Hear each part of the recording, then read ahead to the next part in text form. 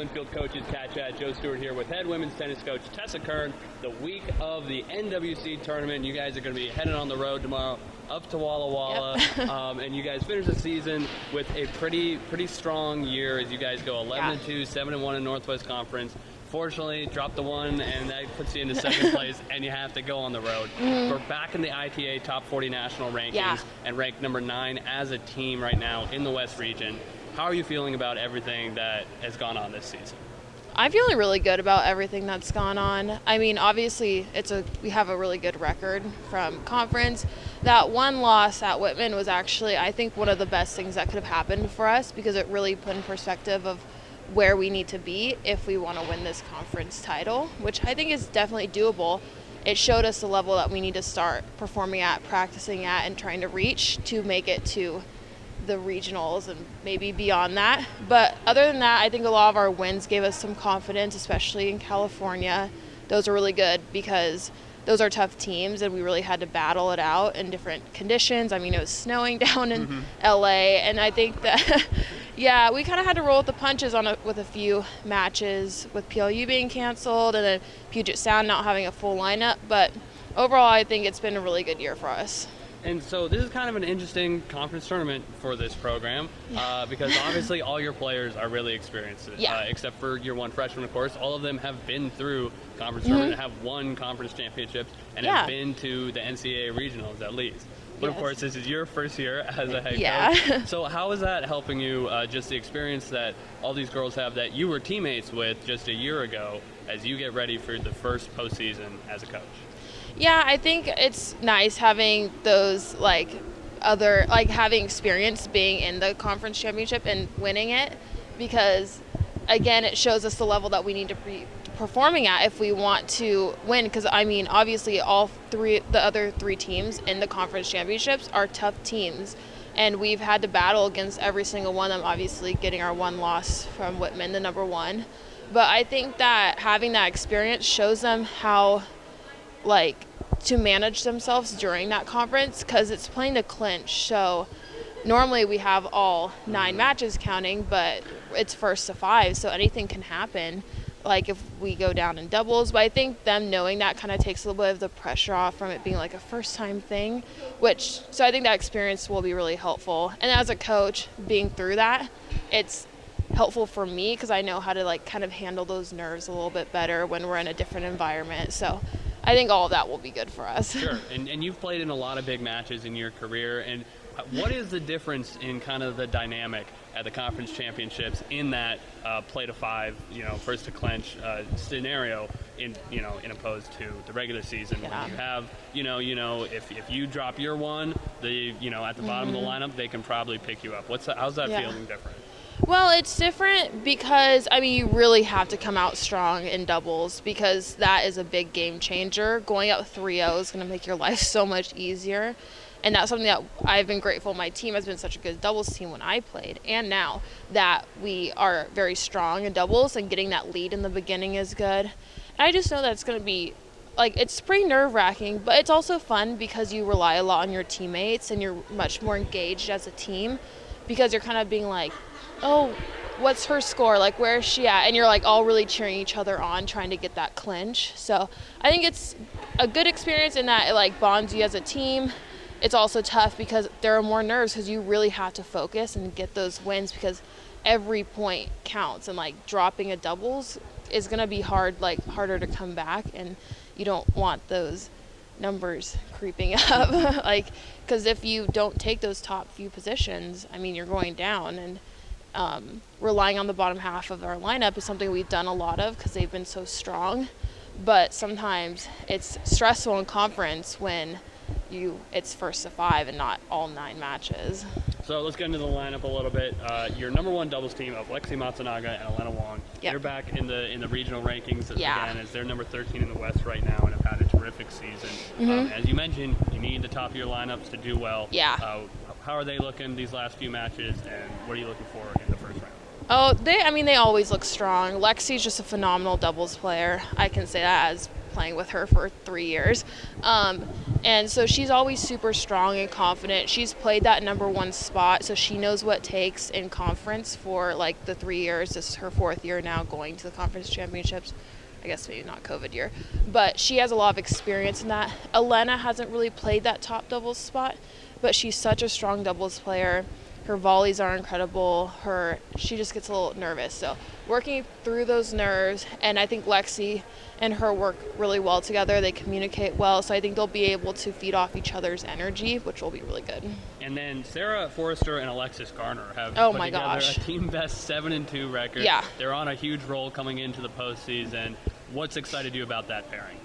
Well, we started off the year, they had never played doubles together, and it was just amazing. Sarah's a great baseliner. She has wonderful ground strokes from the baseline, and Alexis's volley game has just been amazing this year. It's been it's phenomenal. She looks so much more confident at the net, and then Sarah's serve sets her up. So it's just a really good pairing with having a really strong server and baseliner, and then a really strong volleyer. So they've been able to do really well this year, which has been amazing. In a really pivotal spot of the line. Yeah, too. Yes, they've really held that spot down, which has been nice, and they've held it down, getting wins pretty by big margins, which is a little bit of a confidence boost for everyone else on the team, looking down and seeing them always taking care of business, which is good. So in singles, your number 1, Taryn Fujimori, has been really solid most of the year, but she is coming off a couple of losses. She did pick up the win against Lewis and Clark, but a couple losses before then. Looking for a little bit more consistency going into the postseason. What does she need to do to step up as the number 1 in the tournament?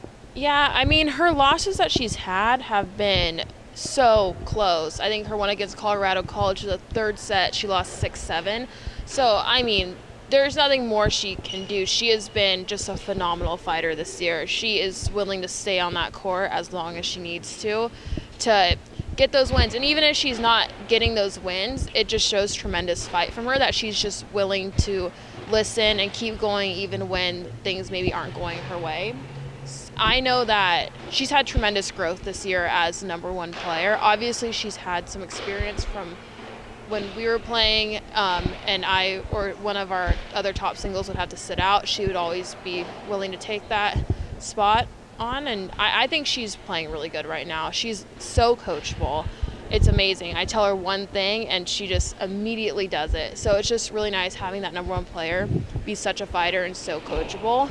It's easy for me to work with, and hopefully we can get a couple wins for her this weekend. Gotta imagine it sets a good standard for the rest of the team, too. Definitely. The number 1's coachable.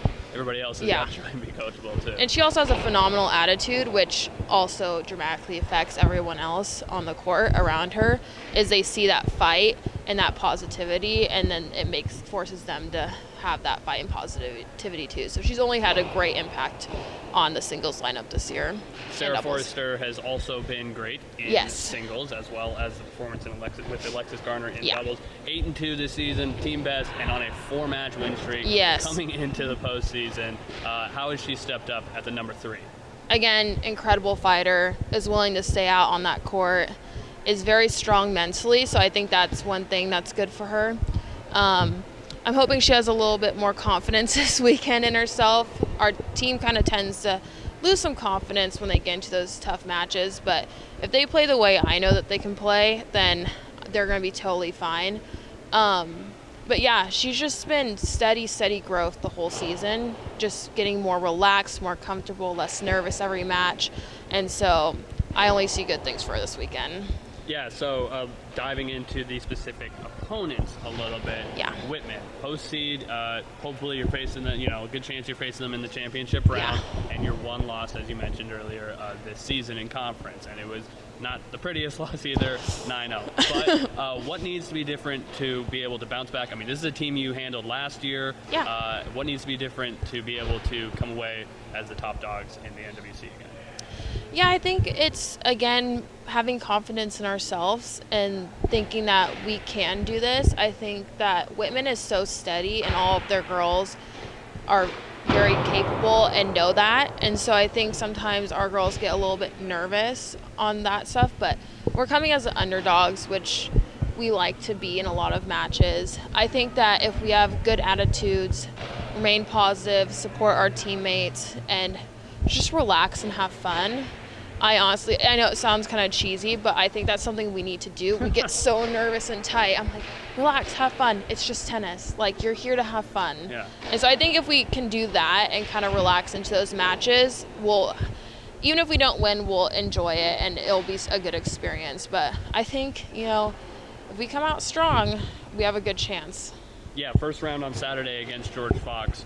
What are your thoughts in that matchup? It went 7-2. First time. That's a good team, competitive team. Yeah. As you mentioned, you had to fight, even though it was a decent margin at the end of the day. You had to fight to get there. Yeah, always scrappy. They always are a team we have to keep our eyes on because they are big fighters and they're going to come back. And if we don't start off strong, focusing really hard, and we can let them creep in. And so I want to just focus. I think it'll be good. We played them in kind of more the beginning of our season when we were just trying to figure out some doubles pairings. So I think that we're a little bit more confident in where we are now. So I think it'll be better. I'm hoping it'll be better. I know one of our 2 losses in that match was our number 2 doubles team, and they've improved dramatically. So I'm hoping to see a little bit of a redemption for them with that one. Sure. And then Lewis and Clark, you just played them last weekend. They kind of snuck into the tournament at the last moment, and you beat them 8-1. But some really scrappy, close matches, throughout that day. Yeah. What do you think about the 4 seed in the conference tournament? Do you think they can pull the upset against Whitman? And if so, what would it take to knock them off again in the championship round? Yeah, I mean, I don't know. Whitman's just so deep, but I definitely think this team the Lewis and Clark team has a lot of potential. Definitely will push them. Again, have to keep our eyes on them. They're always a scrappy team. Even from last weekend, though the score is 8-1, it was a battle on every court, especially the top flights. They bring really good girls. Their team is really strong, and so again, having to focus, come out strong in that doubles is going to be the key to success. Once again, Wildcats headed up to Walla Walla for the Northwest Conference Championships, looking for another NWC title to add to the resume of this terrific program. We'll be facing off against the George Fox Bruins in round 1 on Saturday. Coach, good luck. Thanks for the time. Thank you.